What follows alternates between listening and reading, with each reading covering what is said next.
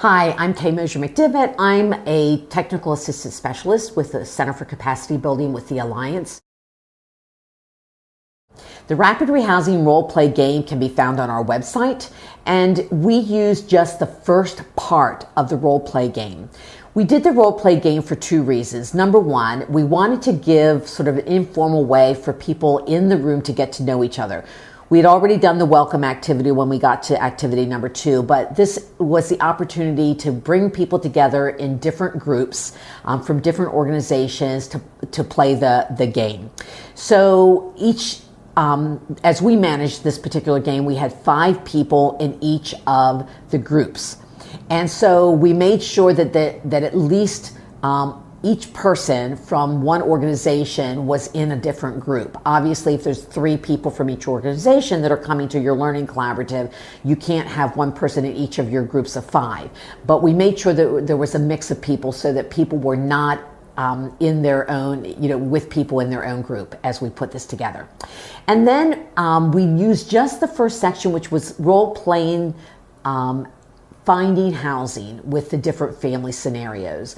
And we thought this was important because one of the things that we had heard was how difficult it is in particular communities in Virginia to get landlords that are willing to rent to families that are in shelters, families that are experiencing homelessness, that the rapid rehousing programs are working with.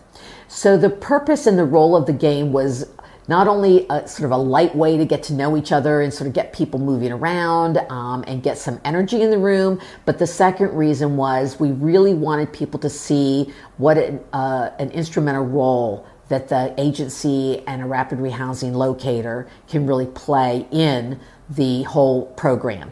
So by debriefing at the end and getting people to really reflect on what they learned through the role play, we were able to again get a lot of ideas going and getting people to start thinking about how they could think about their programs. As people debrief, you would get a sense of sort of how organizations were already providing housing relocation services.